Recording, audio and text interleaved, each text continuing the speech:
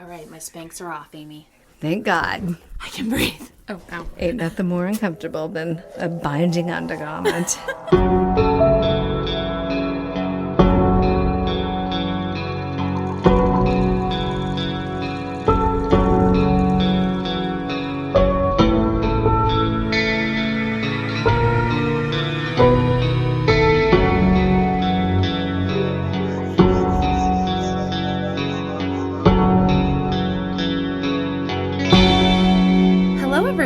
Welcome. This is On the Haunt. I almost said something totally different. I don't. You would think by episode 11 I would know the name of our podcast. And then we did a neck We thing did. We did. when we talked. Girl, no, you didn't. Kind of neck. Ow! I just pulled something. Good.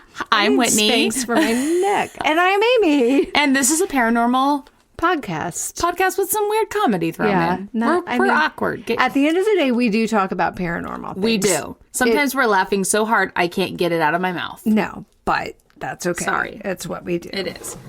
If you listen to episode 10, you realized we can barely speak when we get to laughing really hard. And you just But come on, you guys, that was funny. Yeah, sorry if there's any, true Abe Lincoln enthusiasts out there who feel like we disgraced our 16th president. I don't know if that's right. But, I mean, there are other sides to stories that need to be told. And there are other sides to Abe, okay? Yeah. He's sexy. He has a sexy side. Let's stop. Yeah. We're already going down. Yeah, let's move Okay, on. haunted housekeeping. I talked about Lillian Rogers Parks, a.k.a. Rosa Parks. Oh, yeah, I believe that. Quite I called her often. Rosa Parks and Harry Potter. So I just wanted, because I said next week I'm going to say who she is. Oh, So yeah. she was an American housemaid and seamstress in the White House. Okay. So she, her book, My 30 Years Backstairs at the White House, which is the worst book name ever. Yeah, Backstairs. for real. Backstairs. I guess I like don't understand it. The servant stairs. Like the servant's entry. Here, Yeah. I was thinking under the stairs. Me too, because that's what Never it mind. makes it sound like. She was, it covers 50 years in the life of domestic staff in the White House. So that's interesting. Okay. Yeah, that is interesting. So anyway, that's her. Just wanted to give old Lillian some credit. Yeah. She died in 1997. She really needed to be. She died when she was book, 100. Way to go, Lily. Lillian. Dang. Lillian. Not Lillian. Lily. I just her and I were so close. I can call her Lily. Do you have any haunted housekeeping? No, other than just sorry if our laughing was really obnoxious last week, but it was like we can't help it. Sorry, I said suck it to everybody. Also, I say the word interesting. I say actually a lot, so Yeah. it's fine. Whatever, I'm not apologizing. You know what? When you get in like a real routine with the you just go with it. You can't help it. And come on, guys, this is episode 11. We've been doing this 11 times. Yeah, we can't remember everything we said. Yeah, we refer to some of our old jokes. So what? Why do we always feel the need to we're like, yeah, we get all defensive when no one has said, no one said anything to us because no one contacts us. So maybe that's where all this is stemming from. We're deflecting. We're so insecure. Well, here's the thing. As you already saw, we released, an in-between episode. Yes, a very short. From the prayer closet. Should we Should stop doing that? I like it. I like it. Okay. Because we never do it correctly. So it's funny. Okay. It's funny. And so we really need some stories now. It's go time, people. We need your stories. Right. So send them in. Yeah, because we would love to do tales from the prayer closet on kind of a semi-regular basis. Mm-hmm. But we would like it to be short, similar to that, and being able to share your guys' stories during that. Yes. So please send them our way. If you can have complete anonymity. Yes. Or if you want us to say your full legal name, we will. Yes. Just tell us. Whatever. We're here for you. We're here for you. onthehaunt@gmail.com. I was just talking to someone the other day who they know someone who has a poltergeist in their house, like right now. Oh, and I just got an idea. Like I have some personal stories I would like to share at some point, but it's never enough to really make it a topic of an episode. There you go. Tales from the prayer closet. It's great. Amy came up with that name. This is how our She's minds a genius. Work. Yes, I am. Okay. So, contrary to what it sounds like every time I'm on she's here. She's very smart. So tonight's topic is near-death experiences. Or for those of you really into it, NDEs. I almost said B. NDBs. No. Near-death experience bathroom breaks. It always goes back to bowels. It does. So mine's very short. So I'm going to go first because Amy, that is good because I read an entire book in one day. See, she did research. I did. I mean, I feel really knowledgeable on this topic. And I feel not knowledgeable at all. So I'm going to get through mine so I can give it over to her. All right. Okay. But I hope it doesn't disappoint. No, it's going to be I can't even think of how this could possibly be humorous, but I'm sure we'll butcher it to the point everything's funny. So here we go. Well, this definitely takes a turn into religion. Mine does. Yeah, mine-ish, but I'll talk about it. Mine-ish too, I mean, I guess. But okay. So I'm going to do the near-death experience of Matthew Botsford. Okay. So my sources are Wikipedia, theoccultmuseum.com, which is a cool website, crack.com, which was one of my favorite websites, dailybeast.com. Here we go. All right, I'm ready. Matthew Botsford was on a business trip to Atlanta, Georgia, when he was shot in the head outside of a restaurant by a stray bullet.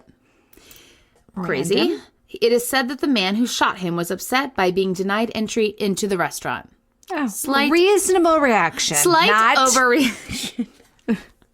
Insane.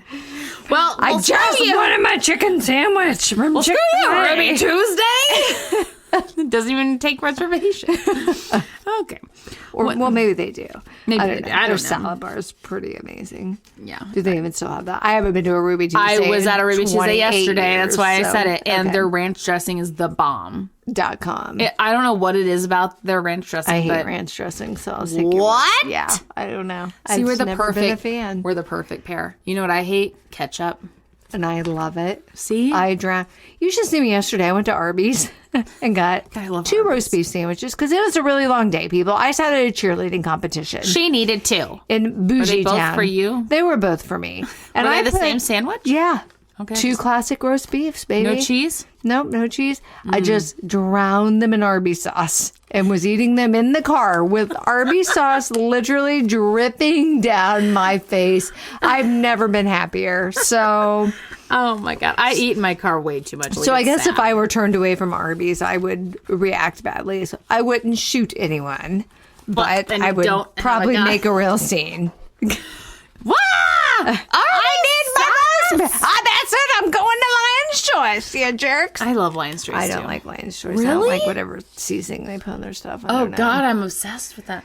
Okay, we're the yeah. What you love, luckily we don't have to date. That'd be for some real arguments. Where are we going to dinner? Oh shoot, God! Every time I almost knock over this. I want Lion's Choice. Nope. Well, we just go to both and then go to the park. Or we go to Chick-fil-A. We both agree on that. Yes. Or Dose and get shadoobs. Okay, great. Here we go. All right. Sorry. Nope, this is good because I had 7 days, but still worked harder on the other one. Okay. When asked to describe how it felt to be shot, he said it was like a hot needle being pressed onto his head. Well, I mean, probably. Who are we to question it? I've never been shot in the head. I don't know. Nor have I had a hot needle pressed on my head. I don't even know why I put that in here. Oh, so dumb. Well, that makes me think of the time. Okay, my kids, you know what? They don't listen to this, so whatever. I talk about them all I want. None of them? No. Even Keaton? I mean, Keaton will occasionally, but it freaks her out. I can't get over the people. And it's not just Keaton. I've had other adults tell me too, Amy, I try to that stuff freaks me out. I'm like, really? Us talking about it? We freak people out? How? There is a young person from Silex who likes us on Instagram. So anyways, where was I going with? That? Oh, so last year, my oldest son, Brecken, got Bell's palsy and half of his face got paralyzed. So I took him to acupuncture and they literally stuck a bunch of needles in his face. So that made me think of that. But I asked him if it hurt. But when you have Bell's palsy and your face is paralyzed, guess what, everybody? You can't feel anything when you're paralyzed. That's a good thing for the... He felt nothing. But anyway, so I can't even use him as a point of reference. Onto his head. Yuck. Okay. So while in the ambulance on the way to the hospital, Matthew died 3 times and was then put into a medically induced coma upon arrival. And he was in that coma for 27 days. So, like, I guess he just came to, I don't know, whoa, wake up. Okay. He's naked. Okay. He is crucified like this, but he's not. Whoa, this is nothing like any of my history. Oh, no, this shit gets real. It is effed. So he's like this. But he's not like on wood like Jesus. He's just floating like this. Okay.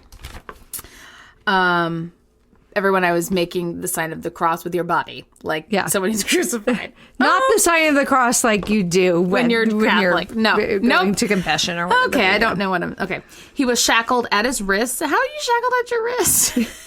When you're out. Maybe I don't know. And ankles. Maybe his wrists were shackled to... I don't know, you all. I really don't know, okay? And he was suspended in midair. Okay. Over a deep, glowing red pit. Yikes. And you're naked? Don't move. What's his name, Tyler? Matthew. You're not even close. Don't move, Matthew. He couldn't see fire in the pit, but he could feel it. Yeah. So he looked down and like, I bet he's like, I'm not here for a wiener roast. I just wanted to go get my Ruby Tuesday salad bar. What is going on? I was going to get a wax, but no need. All the hair is burnt. Just singed. What's that smell? You smell like burning hair? Singed pubes? Okay, wow. Sorry. Near death is not No, funny. it's really not. So that was happening. And then he said he also felt just like in his heart and in his brain. So he felt feelings and thoughts. God, this is not funny. It's so jacked up.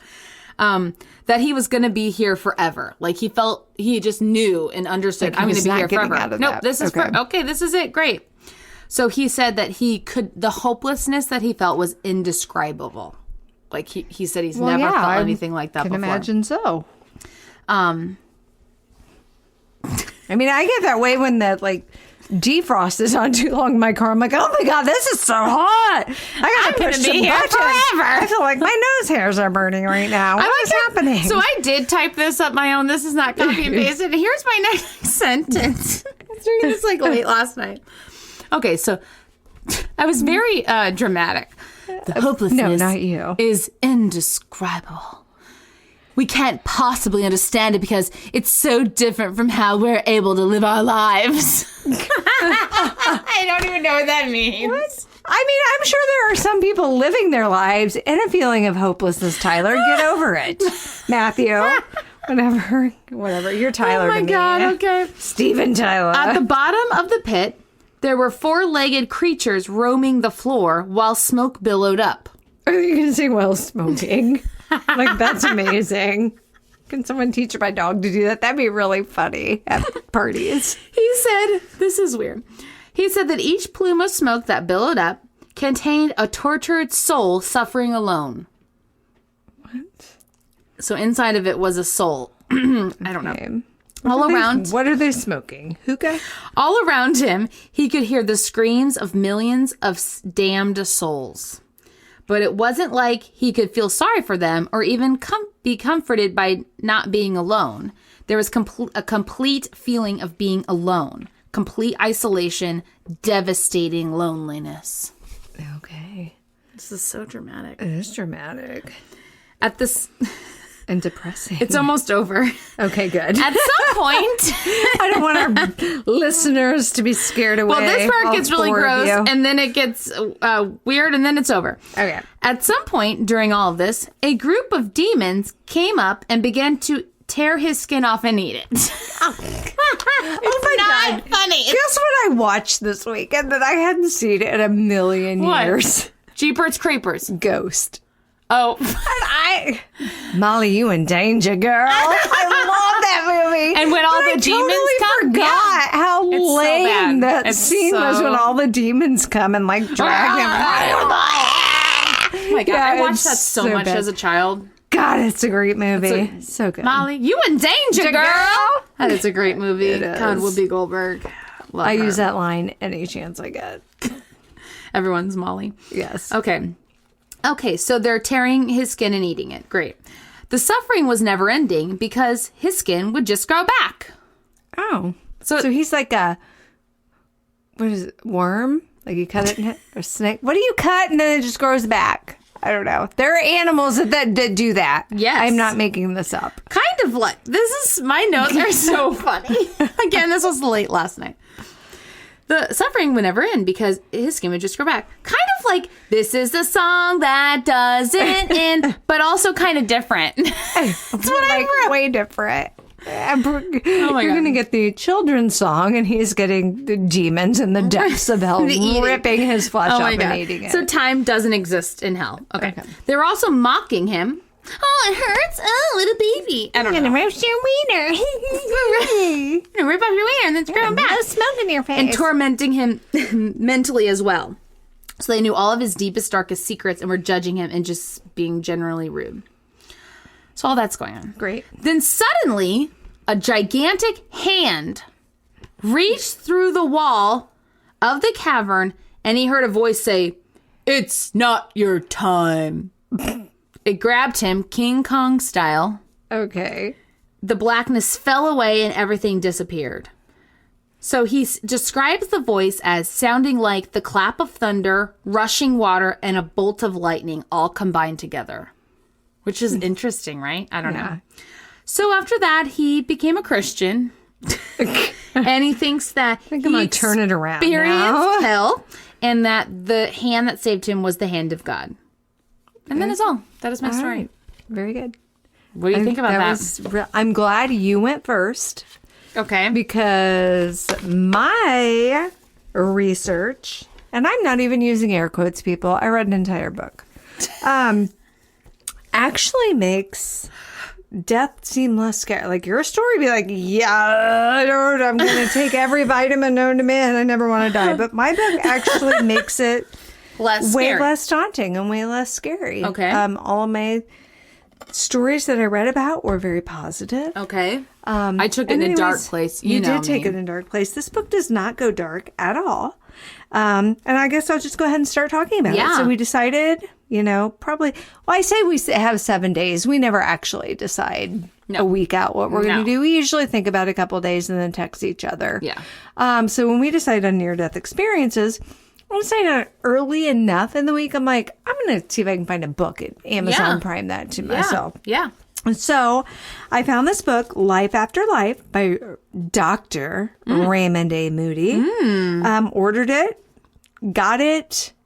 Well, it came Friday while my kids were home, but I didn't get home until late Friday night, so I didn't even touch the book. So you literally had like one day. Yeah. And then Saturday, I'm like, I really need to get started on this. But then there were a bunch of scary movies on TV. And then I went to Illinois the Friday to Halloween. the 13th marathon. Yeah. And so then I went out of town. And so then yesterday, knowing full good and well I had to go like 2 hours away to my daughter's cheer competition, I took the book and a composition notebook with me. And she hand wrote her notes. And you can't read at a cheerleading competition. Shocking, I know. Like, you can't concentrate on a book. So I didn't get to work on that. So when I got home yesterday at 4 o'clock-ish. Oh my God, you read that whole thing? I read this entire book. But I also realized something as I was reading. When I'm reading for pleasure, I really savor every moment. When I'm reading for information, I can easily speed read. Yeah, for sure. It's, but I guess I kind of forgotten that because, I don't know, I haven't taken it. I got my master's degree 10 years ago. And the last time I really took a class where I had to research. So anyways, here we go. Here we go. Let's do this. Look at this. I'm it's oh my God, everywhere. So before that, I did get on Wikipedia today and look up a little bit about Raymond Moody so I could share a little bit of his background. He has PhDs, plural, in philosophy and psychology. All right. And he also got his medical degree, MD, in psychiatry, and he worked as a forensic psychiatrist at a maximum security state hospital in Georgia. That's cool. Which made me think, I can't help but think of Dr. Loomis in Halloween. Yes. Michael, listen to me. That's cool, though. That is very cool. And then, this was kind of interesting. He built a psychomantium. I don't know. Which is actually inspired by ancient Greeks where they consulted apparitions of the dead.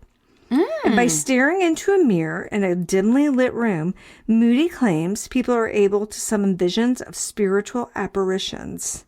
Like, I remember like, hey, Aunt Bertha, where'd you bury the gold? Tell me in this mirror. He also has researched past life regressions and believes that he himself had 9 past lives. Interesting. Yeah, he's our people. That is interesting. And he does have a book on past life regressions I really want to read now. This book was actually first published in 1975. Whoa. So it's real old. Ahead of its time. And I know I read somewhere that you can like read whatever you want from a book without citing anything after it's X amount of years old. But I'm still citing it. I'm telling you what it is. And I'm not really reading a lot word for word, but there are like a couple experiences in here I'm going to go to and read directly from. I think we should do a, recommendation corner. Yeah, for sure. But I stole that from my favorite murder. So keep in mind that this book was written in 1975. Okay. But then in I believe... Blue Post-it, it's I very know, dark. in pencil.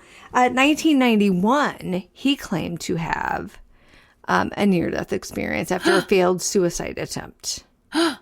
So he wrote about it all this in 1975, and then 1991, and then he had had a bunch of health issue stuff. So he blamed like the health problems he was having on his mental instability, which caused him to is any of that stuff in here? Like like they added? No, he really doesn't talk about himself at all. Okay, I didn't know if he had this book. There's amended it since anything. This has been republished. There is a new foreword in it, but it wasn't anything interesting. So here we go. These are my notes in a composition notebook about the book Life After Life by Dr. Raymond A. Moody. All right. Oh, so what was that? In the book, he decides to be very open to the idea of life after death. He was actually incredibly skeptical. Keep in mind, he's a doctor. Yeah. Like he never went into he's a scientist. The medical field or anything, even thinking that this was something he believed in or was interested in. But it is important to keep in mind that this very same book has been credited to opening the minds of doctors and nurses that work with people who come back from these NDEs. That's near-death experiences, people, for those of us currently in it. But plus, that's just a lot quicker and easier to say. So I'll refer to them as that for the most part.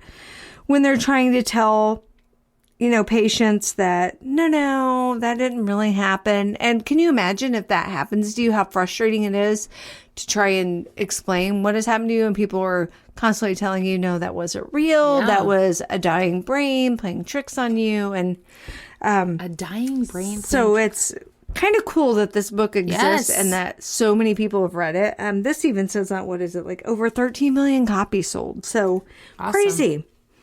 And again, he was very candid in saying he had never had even a close to near-death experience at the time of writing this book. Mm-hmm. And so he just wasn't interested in any of that. And he also even admitted he had very little firsthand knowledge in things like paranormal or occult related. And wanted to know that he was just an absolute skeptic himself. He wasn't like really religious. None of that. Mm-hmm. He truly just, and I'll kind of talk about why he ended up going into writing about this. He said talking about death is very taboo. Mm-hmm. Which, it was. I like to think maybe, no, at times really haven't changed. It's still pretty taboo. But it's also really difficult to have discussions about things that we haven't experienced. So he kind of talks about why this book was so cutting edge and no one's ever written about it. Because one, it is very taboo. Yeah. And two, people don't want to talk about it. No, we're all scared. And when you hear some of the stories that some of the people went through, it's not even because necessarily they don't want to talk about it. It's so unfathomable that they can't put into words what they experience, because in our language words don't exist to describe what has happened. So I thought it was really cool that he made it a point to point that out and say it's not because it's uncommon or that people are lying or that there are all these other explanations for it.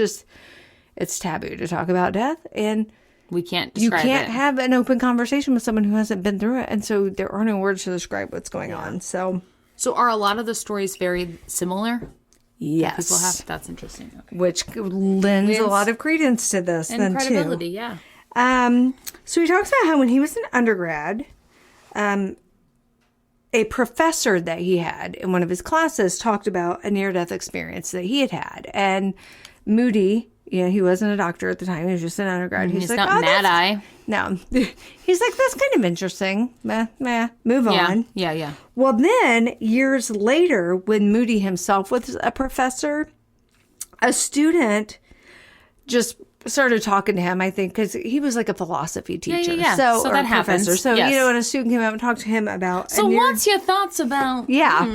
About a near-death experience that his grandfather had. The student's grandfather had. And it was so similar to the story that professor had told years ago. A light bulb kind of went off for Dr. Moody. Yeah. Like, wait a minute. Yeah. That's okay, familiar. There's no way this kid could possibly know anything about that story that I heard all these years ago. Yeah. And he's telling a very personal story that his grandfather had told him. But there are just too many similarities for this to be a coincidence. And so then that sparked his interest. Like, what's up with that? I wonder if anyone's ever really talked to, really sought out several people who've had these NDEs and seen, are there similarities amongst their stories as well? Mm-hmm. Let's go into this. So that's where he began doing this. And he began to actually start bringing up the topic then in some of his philosophy classes, not leading anyone, not baiting anyone, just like, hey, near-death experiences, What about them? What do you think? Am I near-death NDEs? Am I right? Yeah. And so we just kind of asked the students to start sharing those stories. Yeah. He just wanted, I can't read my own writing. I think I wrote authenticity. And he was actually, and this is the number he gave, so I don't know, really surprised to find out that about 1 out of every 30 of his students would share NDEs with him. Either to something that happened with them themselves or someone that they were close with that shared their story with them. I don't know anybody with a near-death experience. Do you? No, I don't think so. I mean, which is kind of, it's weird because have any of you had a near-death experience? Please or share. Someone you know? Email us. Because a couple years ago, my heart was stopped twice. But that was so fast, it was stopped and then immediately restarted. I guess I didn't have time for all these things to happen, but I don't know. So Dr. Moody set out then on this, pilgrimage, if you will, to kind of start documenting people's NDE stories. Yeah. He interviewed 50 people who had firsthand accounts of NDEs. So it wasn't like a friend of a friend of a friend said this happened. Like, no, this happened it's either to me. This happened to me or someone directly related to me. Yes. And describing the experiences, survivors have very difficult times kind of recounting the events. So I wrote down page 16. Let me see, because that's probably, again, it's hard for me to put it into words. So I'll go to their words. Yeah. And so this is why he says people have difficulty recounting what has happened to them.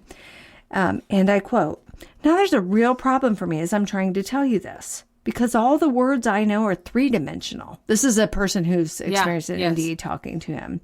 "As I was going through this, I kept thinking, well, when I was taking geometry, they always told me there were only 3 dimensions, and I always accepted that. But they were wrong. There are more. And of course, our world, the one we're living in now, is 3-dimensional, but the next one definitely isn't. And that's why it's so hard to tell you this.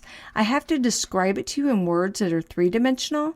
That's as close as I can get to it, but it's not really adequate. I can't really give you a complete picture." Weird.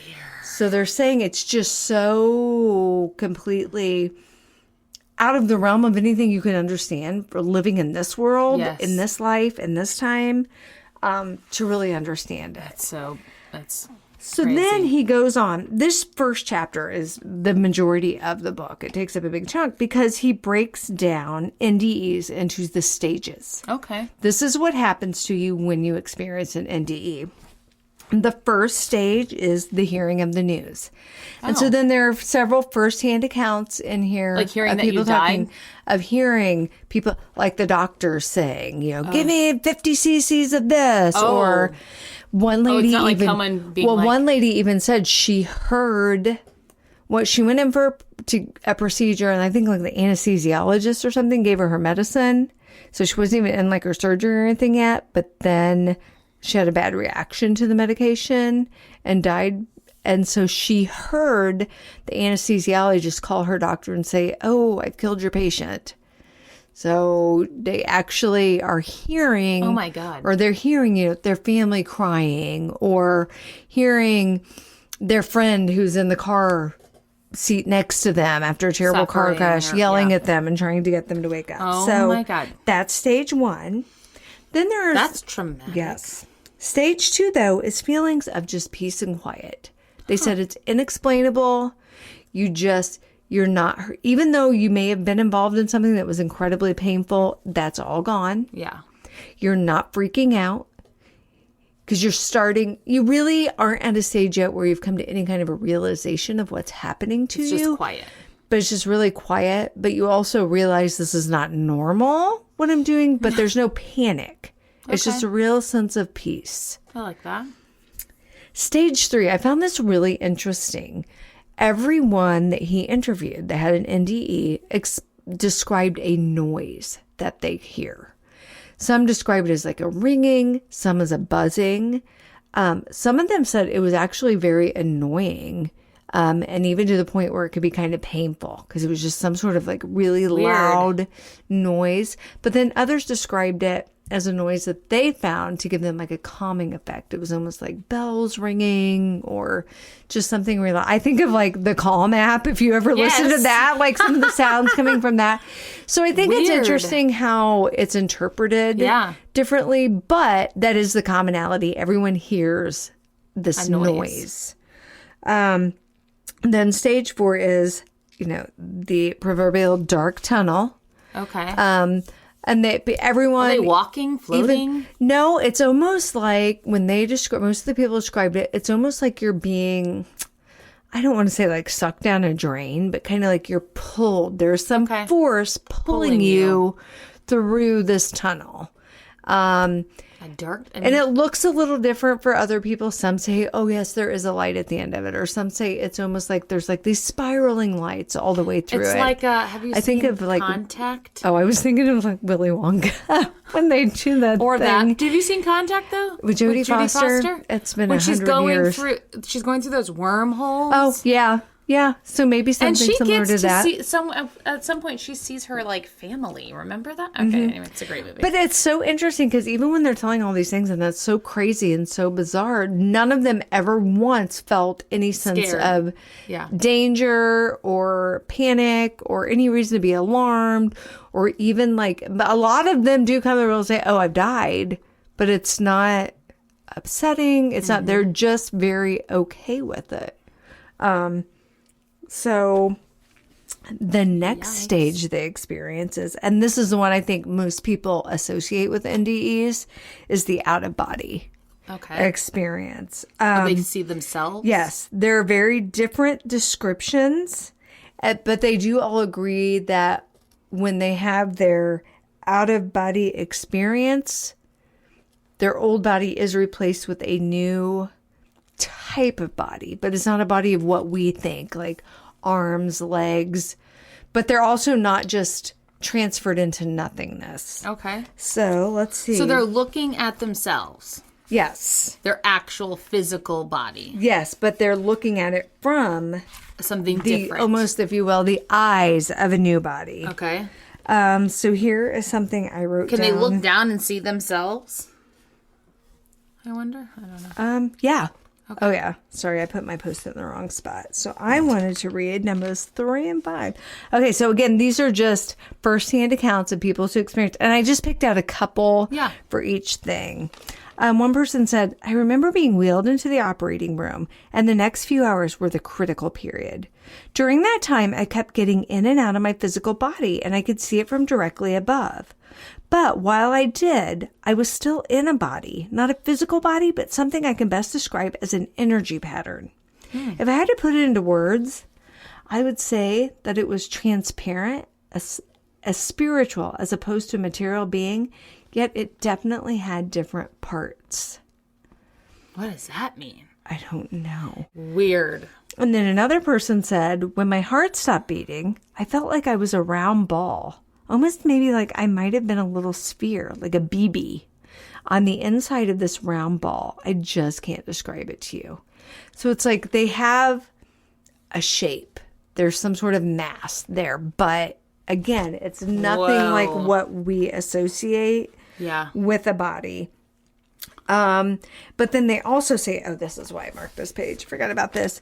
That in this new body, their senses are completely heightened. So I found that very interesting too. One man says that while he was dead, his vision seemed incredibly more powerful. And in his words, I just can't understand how I could see that far. Oh. A woman who recalled the experience notes, it seemed as if the spiritual sense had no limitations, as if I could look anywhere and everywhere.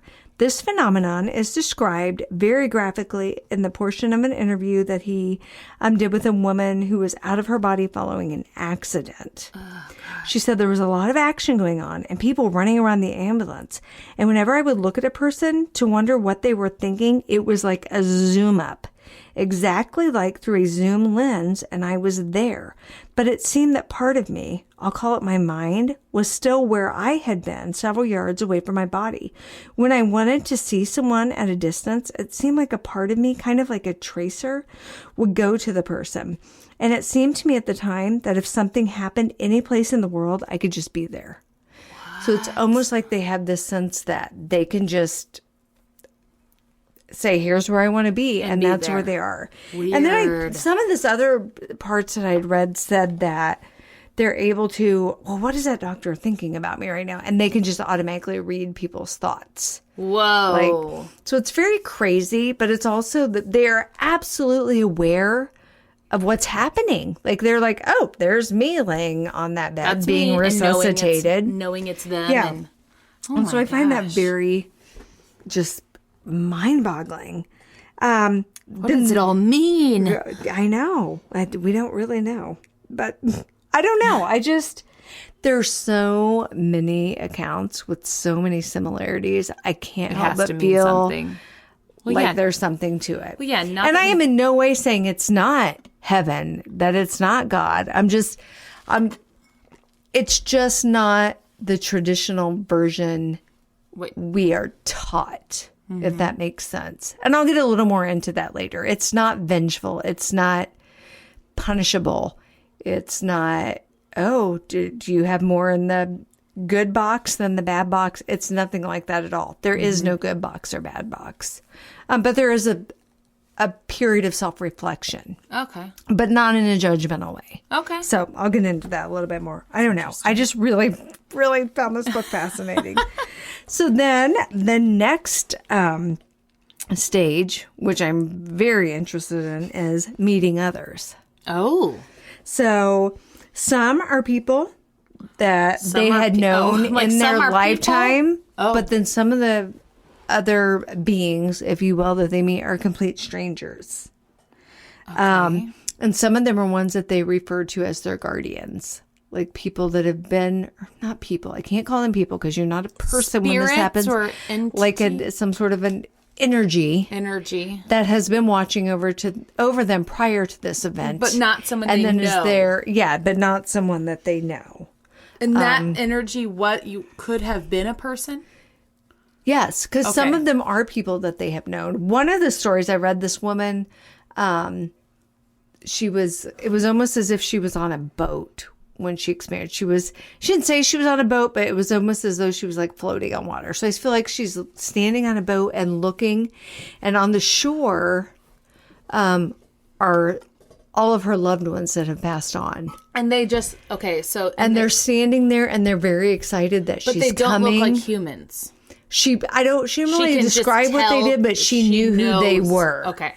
And they were very excited to see her. Like, that ball's Amy. Yeah. But then they're pulled back because it's like, oh, nope, it's not your time. Oh, I see. But so I find that very interesting too.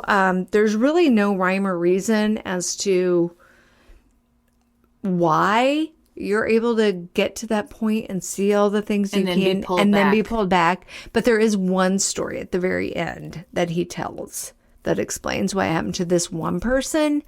But otherwise, you can't really, there is no rhyme or reason. I mean, there kind of is when they, okay, I just need to stick with my notes. Then this was a really interesting one too. Okay. Every single person he interviewed, and mind you, this is, 50 people that have experienced NDEs, did meet a being of light. Oh. Like I'm not talking about the loved ones who've passed on, the guardian angel. The big being. One of them even talked about they met another being that had also just passed away. So it's almost like, weird. Here we're the newbies. We both got sucked in here together, kind of thing. You're going through orientation together. Yes. Hi. Where did you go to high school? Have you watched The Good Place? Question. Bits and pieces. Really My daughter watches it, and I accidentally deleted her DVR last week, and I may as well have just disinherited her. So they all describe who the being is, but it varies on the backgrounds, like as far as their own religion. Yeah. They put that in there. Morals, their beliefs. So nothing ever comes out and says, hey, I'm Jesus, what's up? But people interpret it as different things. But no matter how you interpret it, it is... whatever this being is there because it cares about them and it wants what's best for them. Wow. So I'm going to read a little bit about the being of light. Okay. Despite the light's unusual manifestation, however, not one person has expressed any doubt that it was a being of light. Not only that, but it's a personal being. It has a very definite personality.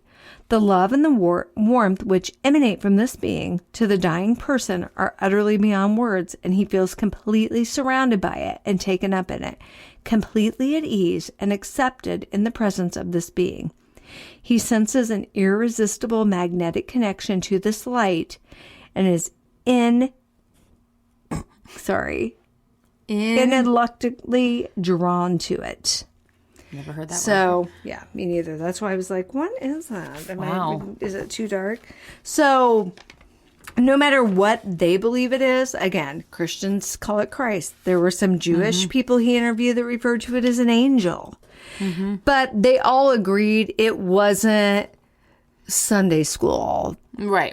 There were no angels. There was no harp. There were no wings. But people think it's like why we're here, like who created us. It is what you finally answer to. Yeah. But I don't mean answer to as in, I got to prove myself that there's literally no judgment.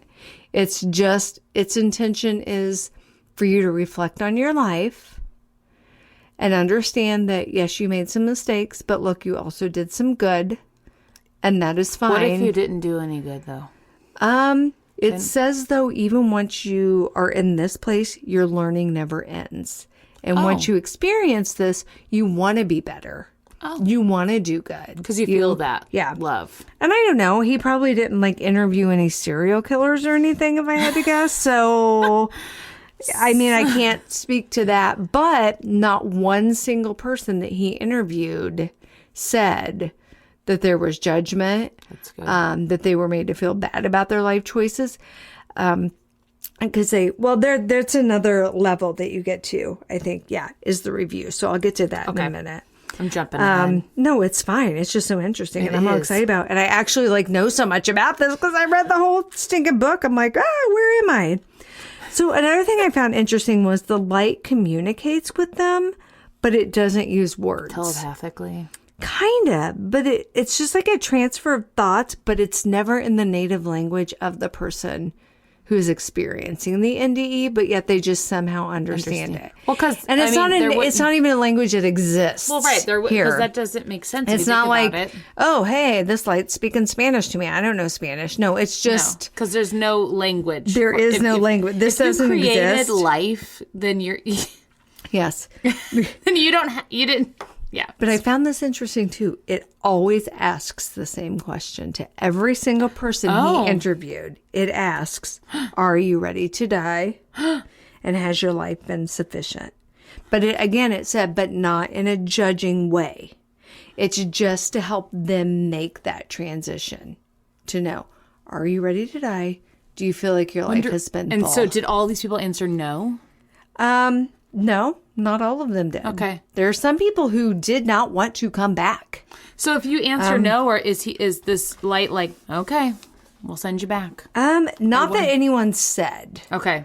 It was more the whole purpose of those questions were for the individual to stop and think, okay, you know what? Did I make the most of my time on Earth? Yeah. Did I do the best I could have done? Yeah. Which you'll see once these people come back, that sticks with them.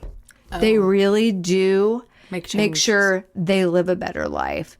They love more. They give more. I don't know. It's no. Well, I mean, that would change. So I think maybe that's part of why that question is asked too. Because maybe if you this light die, knows they're going back. So it's like, let me plant this seed now. Yeah. So that they understand. So, you're going to be asked these questions again sometime. I wish the light would have brought like Edmund Kemper, and asked him that. Yeah.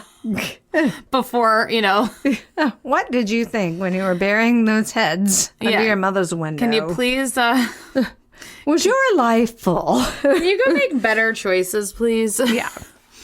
Interesting. Yeah. So then the next stage is the review.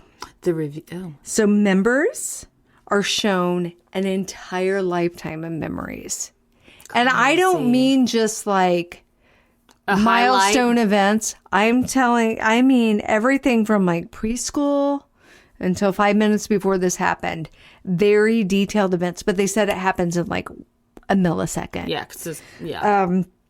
So I found that very interesting. Some girl was talking about how one time when she was like 5 and didn't share something with her sister and was shown, I should have been less selfish in this moment.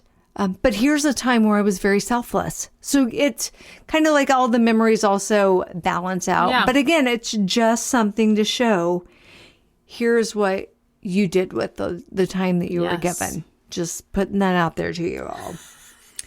Not judgy. No. Then this was interesting too. They all experienced something they called a border or a limit. So it looked different to other people. Some described it as a body of water, some as a fence, some as simply just a line. And I almost think that if this weren't an actual NDE, I believe if someone dies and stays dead, they cross that border. So we have no way of knowing what's on the other side of that, but I believe that's the point. I believe if any of these people would have made it, crossed that line, went over that fence, that was that. Because I think that there was just, then you know everything there was to know about whatever's over that line, and we're not meant to know that. No. I think it's incredible that so many people have experienced this kind of stuff and been able to bring this information back, but it's also not coincidental. No, maybe if you go over that border, your mind just... It's too much. Yeah. You can't know. No, you couldn't. You would come back in a vegetative state because you could not. I know all the things. Interesting. All right. Now it talks about the next stage is when they come back.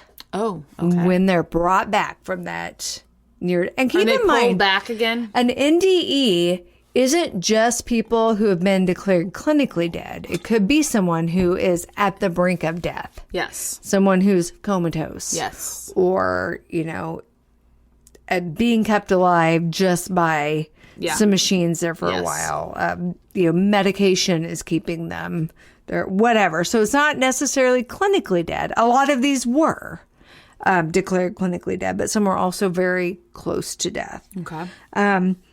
So there were some stories of people who did feel like they had somewhat of a choice in the coming back. Not everybody. Like, here's the thing, okay? Not to be gruesome. If I'm in a car accident tomorrow and I'm decapitated, clearly I'm not coming back. No. But if you're in a situation where, you know, you're kind of given the choice, the people who were wanting to come back were mothers who didn't want to leave their children. Yeah. People who didn't want to come back but were pulled back by the power of prayer because there were many people wanting them back. Not necessarily that the prayer itself brought them back, but they could feel that they were still so needed and so loved and so wanted that pulled them back. Isn't that kind of sad, though? And then also they were just pulled back by their loved ones. Like enough people like had gathered around their bedside or were so heartbroken at the prospect of losing someone that those feelings were, because at the end of the day your physical body is still right there. Yeah. So you know what I mean, it's obvious you're able to pick up on those things, and that pulled some people back. But even after they would return, those feelings would continue to linger. So now let me go to page 7. Sorry, I have so many post-its. And I feel like this is like really serious. I'm sorry. It's okay. No, it's really good. You know what? We threw in all the laughs last week with Abe Lincoln. But you can't really be funny about this. No, you can't. And so I think it's so interesting. I don't even want it to be funny because no, it's and I'm so sitting here like fascinating. I'm trying to think of a funny crack, but there's nothing. So I highlighted a couple accounts, real short ones of people he'd interviewed talking about what it was like when they came back. Okay. One person said, after I came back, I cried off and on for about a week because I had to live in this world after seeing that one, and I didn't want to come back. Another person said, when I came back, I brought with me some of the wonderful feelings that I had over there. They lasted for several days, and even now I see them sometimes. Oh, gosh. And another person said, this feeling was so indescribable. It has stayed with me in a way. I've never forgotten it, and I still think about it very often. Wow. So no matter what, everyone agrees that experience and the way that they felt during that NDE was nothing but amazing. Like, they long for that. Yep. You know, they know that that's coming again someday. So that is how they're able to just kind of go on with it. Well, that wasn't my time, but that's okay because now I know what is waiting for me. Yep. Wow. Then the next stage is telling others. Others. Which has got to be the hardest part of this experience. Hi, everyone. Yeah. And then everyone's like, oh. And there were some people who are like, well, I went to share my experience with my mother or whatever, who was like very dismissive of it. And I'm like, well, my own mom will listen. Obviously, I'm not sharing this story with anyone ever again. People who have experienced NDE are very, very adamant that their experience is a very much real. Yeah. Because you'll see, and this book is so good. He goes into, okay, here are the explanations people give, and I'll cover those in a little bit. And it's like, but this is why that's not it. Oh, and like as to what this was. Yeah, why, you're skeptics or you're very scientific, minded people would try to explain this. And he's like, I hear you, but kind of. So Moody stressed, though, that the people he interviewed are very capable of distinguishing fantasy from reality. They never tell their experiences like they would have told about a dream. They just get back. So it's not like, wow, I was walking and it was me. You know how when you try to recount a dream and your details are kind of sketchy? Fuzzy, yeah. And he's like, it was never anything like that. It was very factual, and the people were like, this is what happened to me. This is where I was. This is what I saw. This is what I heard. But a lot of people obviously are very reluctant to tell their NDE because they know people won't understand or believe them. Because if you haven't experienced that, it's otherworldly. There are no words to describe it. There's nothing to compare it to. People are going to think you're nuts. People are going to think you're nuts. And how are you going to even say it out loud? You can't articulate that to people. All right. You're like, and then I saw a little BB of energy, and people are like, huh? Yeah, exactly. What? So here are a couple people kind of telling why they just don't even bother telling their NDEs. I already talked about that one. I tried to tell my minister, but he told me I'd been hallucinating, so I shut up. Your minister? Thanks, minister. What? I tried to tell my nurses what happened when I woke up, but they told me not to talk about it, that I was just imagining things. What? One other person said, you learn very quickly that people don't take to this as easily as you would like for them to, so you simply don't jump up on a little soapbox and go around telling anyone these things. So people just... Yeah. You know, they try to share it, and it's like, brakes, pump, never mind. I'll just keep this to myself, I guess, because, nobody wants to hear it. And I think probably a lot of it is death is still taboo to talk about. Even though someone defied it, no, we don't want to talk about that. Absolutely. I don't want to know about it. Like, it's like they're sticking your fingers in your, I can't hear you, I can't hear you. Probably what they're imagining. No, but it's just no one wants to. I find that so interesting. Death is the one thing we all have in common that is guaranteed to happen, but it is the most off limits topic, which is so crazy. Everybody has such differing opinions about what happens. You know, they really do. And I've always been comfortable with it and fine with it, but this book made me even more like, oh. That's not scary. That's fine. And again, I will put out there, I am a Christian. My story I believe in God. I believe in Jesus. I believe in heaven. I'm not ashamed to admit that. So I've always believed that there's something, but this is, I don't know, made me see it through a different lens. Like, oh, that's what it's like. I'm not bouncing around on clouds. I don't know. It's just kind of it was just really interesting. Yeah. So the next stage is effects on lives. Even though people don't always want to share their NDEs with others, it does impact their lives, and it really broadens their perspectives and causes them to evaluate their choices from that point on. A lot of people even gained a new level of intuition. Interesting. Yeah. Interesting. They did talk about that, so I found that That's very cool. interesting. So I'm going to go to that post. There's so many Post-its. Oh my God, I need to go to Walmart and buy more Post-its now. Here's a first-hand account of a person who experienced an NDE. It said, since I was hurt, I've had the feeling of picking up people's thoughts and vibrations, and I can feel resentment from other people. I've often been able to pick up what people were going to say before they said it. Not many people will believe me, but I've had some really odd experiences since then. One time I was at a party and was picking up other people's thoughts, and some people there who didn't know me got up and left. They were scared that I was a witch or something. I don't know if it's something I picked up while I was dead, or if it was dormant and I never did use it until after this happened. And there are several stories, not quite that, like, woo, I can read minds kind of thing, but people who do feel more empathy. Yeah. And they're able to pick up on people's emotions Empaths. and needs. But I also think a lot of that is, too, they realize they need to live a different type of more life. loving and giving life after this experience. So that may be part of that, too. Oh, I never noticed your suffering before because I was so self-involved. But now I'm seeing your suffering because that is not my purpose. Right. Kind of thing. This makes sense, though, because like when people are on the other side, they are able to pick up on, like, they're communicating with thoughts. Yeah. So it makes sense. Yeah, though, it's like that barrier is removed. Yes, and so maybe it stayed removed when she came back. Exactly. So watch your thoughts. You never know. That's Someone you might pass on the street. Yep, they had an NDE. Yeah. They see what you're thinking. Yeah, pervert. Yeah, you weirdo. But everyone agrees that they did learn lessons during their NDE, whatever those lessons may be. They come back with feelings that they should really stress the importance of life and that they should be more loving in a way that they didn't understand before their NDE.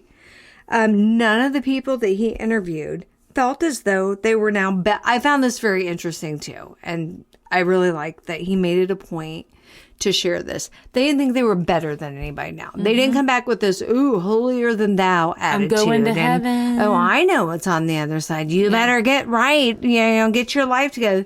None of them came back with that kind of attitude. They genuinely just wanted to do good. Yeah. And to better other people's lives. That's amazing. And so I really like that he made it a point to say that too. Like, they're not cocky. They're not like, being judgy. I beat death, or, I already know what's going to happen. So nanner. It was nothing like that. The next stage that he described was new views of death. Oh. He said nearly every person he interviewed said they no longer feared death, but none of them began to actively seek death or become suicidal in the hopes of return. So I thought that was really important that he mentioned that too. Because they all talk about how amazing and wonderful, and they didn't want to leave, a lot of them, and they still wanted to be there, and now they know that's what's waiting for them. But he made a point that they did understand that they were brought back for a reason, though. So they're not trying to kill themselves. So they're not trying to kill themselves just to get back. Even though they know that even if suicide was the way they would die, they would still go to that place. Yeah. You're not damned. Yeah. If you make that kind of a choice. So they just realized that that's not what was meant. It wasn't their time. Yep. That's not where they're meant to be now. They were sent back here to hang out for a bit, to achieve some goals and cross some hurdles. And so that's what they do.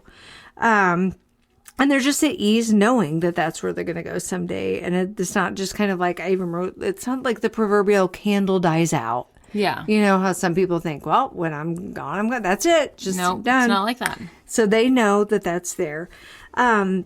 They also say that it's not the reward punishment situation that so many people think it is. It's not heaven or hell. It's not an either or situation.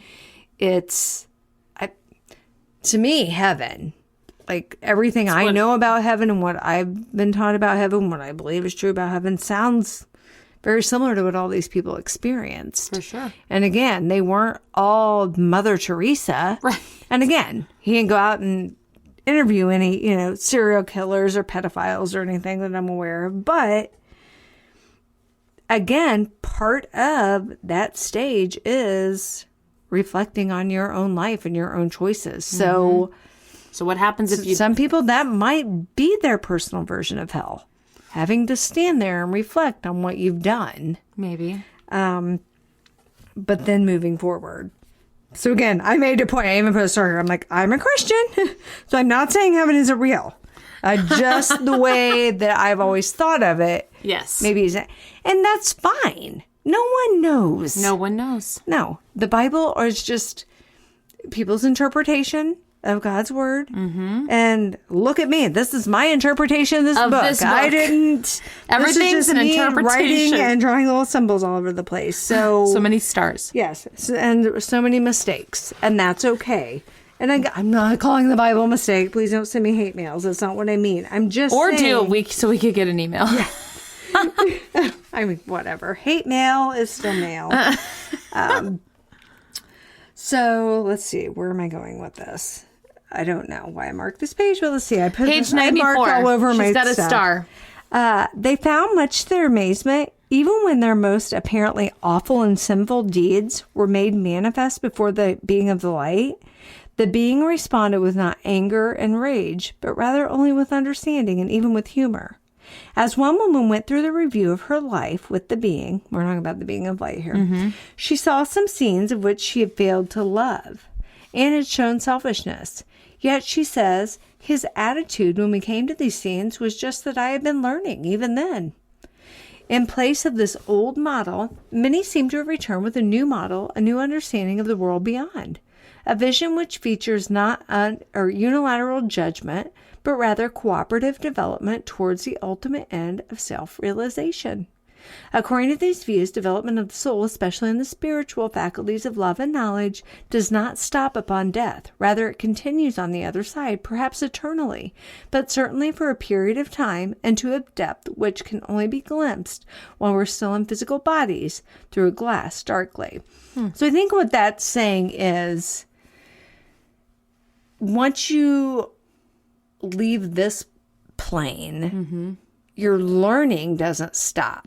So that's kind of the whole point of reflecting on your past life and the choices you made. It is not in any way judgment. It's just saying, oh, look, you probably didn't make the best choice there, but that's okay because you learned from that. And now you're going to continue to learn from that while you're here. You're going to continue to be more compassionate and more loving and more giving. But being a little bit selfish and not showing love is so different from some of the things that we see. So it makes me wonder, like, how does that look if your self-reflection comes up and you're the shooter at Sandy Hook? Right. You know, and I don't know. Is it being like, again, we can't know because... Right. It's just interesting to think about. And then maybe, too, maybe their experience is something completely different. And Who that's knows? Why... he has no firsthand accounts of that. It's just, it's interesting to think about. And he never really tackles that.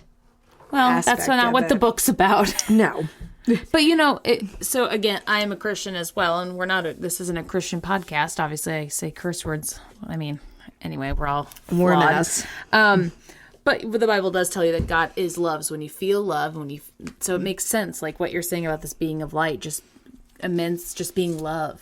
Yes. All around. Makes a lot of sense. Okay. I'm getting close. People hang in there. Hey, we're only an hour and 5 minutes in because mine was 10 seconds about the most horrific. There's only like, I don't even know. We're almost to the... Mine was the Ed Kemper version of... Yeah, there you go. We're going with that. Okay, so we're to the final stage. Okay. Of all these stages, which is corroboration. I need to buy this book. It looks fascinating. I'll just give it to you. I'm done. If you don't mind my stars and highlights. I don't care. Several doctors have been astounded by patients. So this is kind of how he considers all of this information being corroborated. Mm-hmm. Several doctors have been astounded by patients who have no medical background or training and their ability to give incredibly detailed accounts of procedures and their own resuscitation. Because they're sitting over top of their bodies. Yes, because they're able to say, this is what you did. You gave me this medication, or you did this type of resuscitation procedure. And they should have absolutely no way of knowing that. That's creepy. And so he considers that corroboration. Yes. Yeah. When a doctor is saying there's no way this person can know this, and they're telling me this. I said this during this procedure. And I'm a scientist because I'm a doctor. So I'm rational. I'm skeptical. Mm-hmm. This is how I'm thinking, but I can't explain this. And then I wrote, tell the story of that one man. I'm like, great. Let's see if I remember it. So there was this man who was telling about his story, but he was shown the being of light showed up to him prior to his surgery to tell him, this is where you're going to die. This is how you're going to die. I'm just here to kind of prep you. Oh. Which, I mean, I've heard lots of stories. My grandma actually had an experience where she felt she was visited in her hospital room prior to surgery. Wow. By something. So I am a firm believer that you don't have to wait until you cross over that too. I think this guy was one that they knew was maybe going to have kind of a little freak out moment when this NDE happened to him. And they're like, listen, this is going to happen. It's all going to be okay. You're going to be sucked through this tunnel. So this being came and was like, okay. It almost had like an out-of-body experience with him, even though he wasn't experiencing an NDE at the time. But it was like, okay, come here. I'm going to show you. This is the room where you're going to be placed, after your surgery. And then this is where you're actually going to die. Oh my God. This is what's going to happen to you. It knew that he needed that. It knew that he needed that. So, he had his surgery because they said you're going to go through the surgery.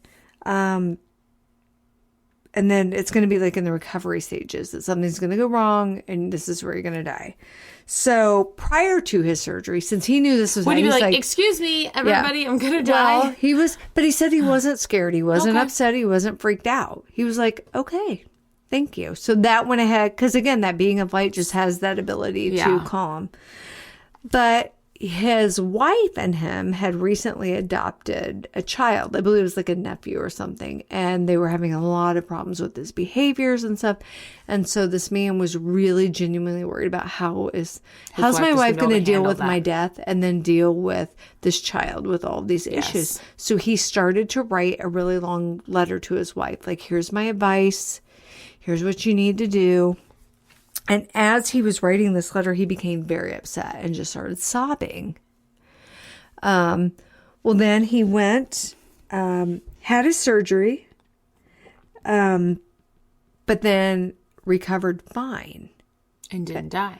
But then the being appeared to him. I think actually maybe it said it appeared to him during the surgery while he was out and said, listen. Never mind. I saw what happened with you. You weren't upset about dying. You weren't being selfish. It had nothing to do with, I still want to live. I don't, that's not fair.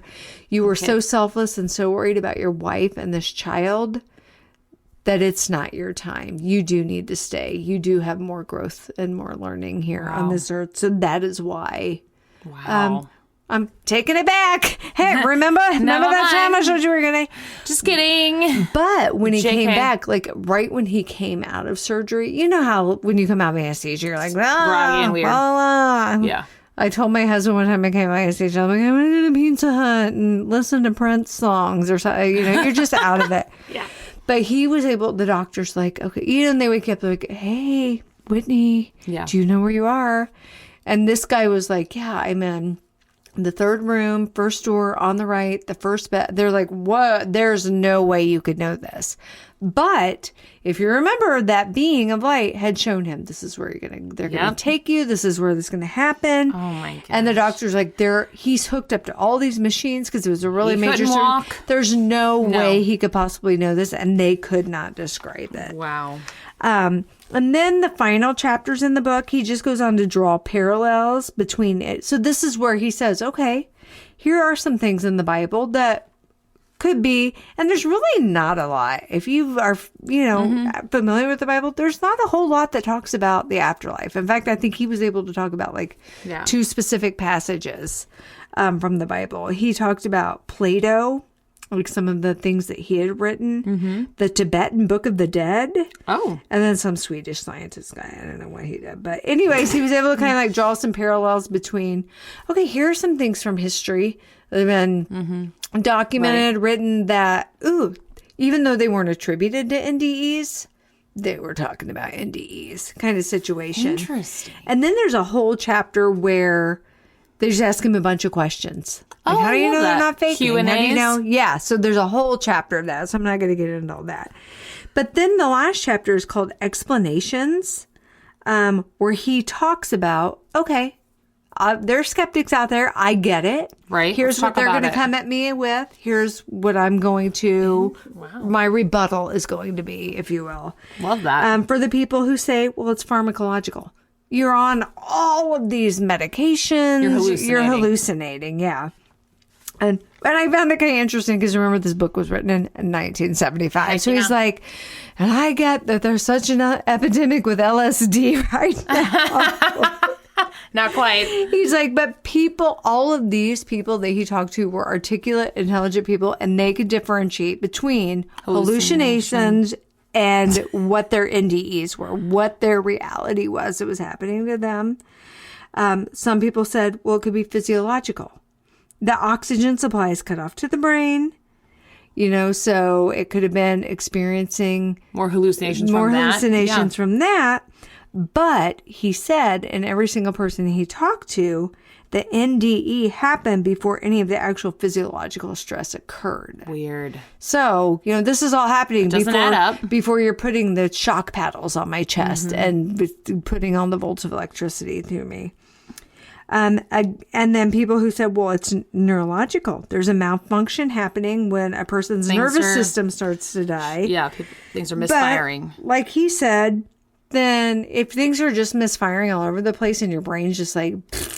Why would then it how make are sense? People having very specific memories of their life? That follows a pattern. If it's misfiring, you're seeing weird things. You're seeing you giant think of like someone caterpillars. I've watched people I love die from dementia and Alzheimer's, and what happens when your brain just it would be like Alice in stops Wonderland. Working. Yeah. So he's like, nope, that's not it. No. And then there are people who say, well, then it's psychological. And he actually breaks those down and categorizes them into isolation, dreams, hallucinations, and delusions. But he talks about how so many people had similar NDEs and the fact that no one that he interviewed were victims of psychoses at any other time was able to pretty much rule that out. Yeah.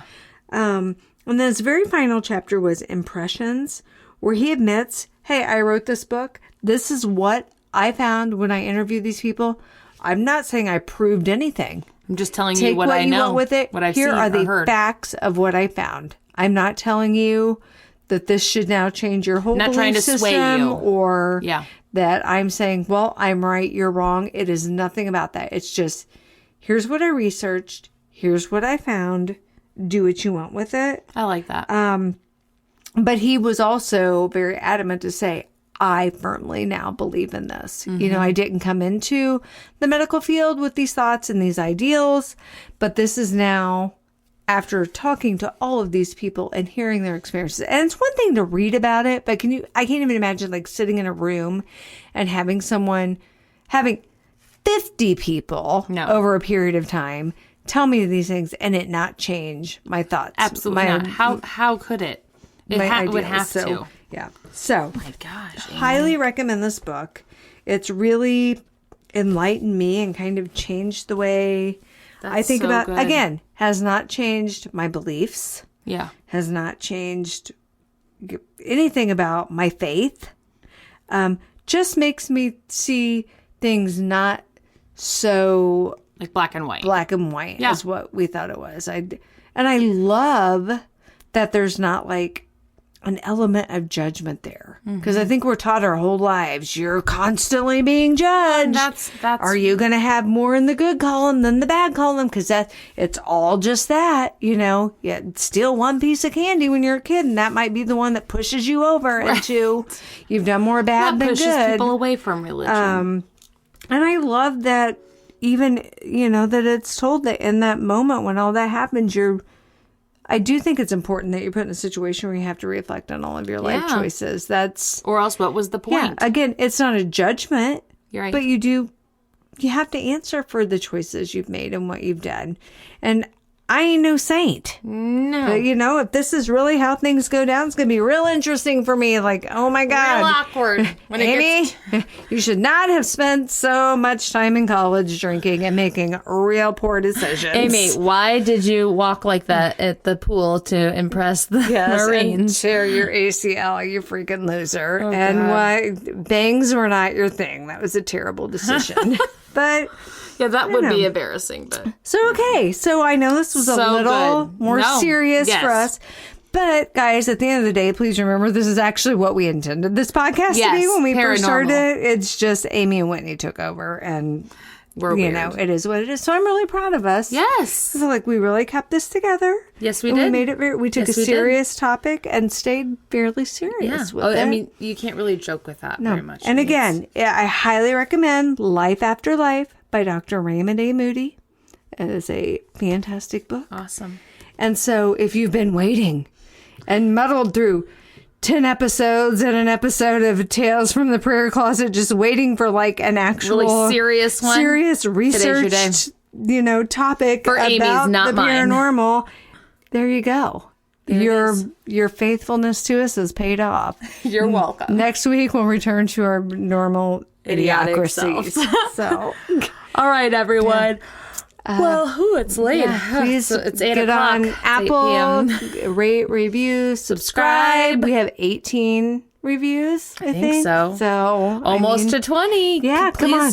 Be number 20. Be 19 and 20. Create 2 accounts. It's fine. Yes, please do. Follow us on Facebook. Follow us on Instagram. We don't do Twitter. We really don't. So just forget about it. And it's a stupid handle. On Hot Podcast. Yeah, just forget it. Go to Facebook. Go to Instagram. On the Hot. Hashtag On the Hot. Yes. Anytime you can think about We're following it. Please continue to share on like our pages. I'm seeing that some of the shares are now picking up likes. We got 1 this week. Yes. Someone even commented, like, ooh, I think this is... Yes. This sounds like me. She's the one who just liked it. Yeah. So we're sitting pretty at 377 likes, but we can get more than that. Yeah. But that's just Facebook, too. So if you add Insta to that, we're at probably close to 500, getting there. That's great. So we're going to start... Thanks, guys.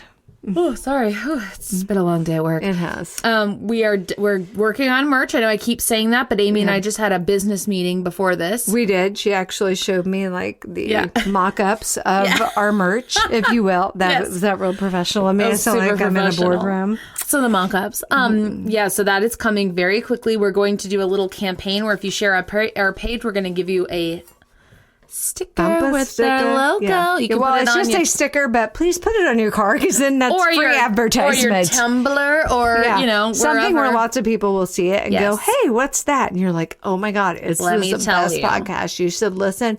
They even can be serious. Sometimes you started episode 11 if that's what you're about. It was sort of awkward, but I liked it. Yeah. Amy gives information.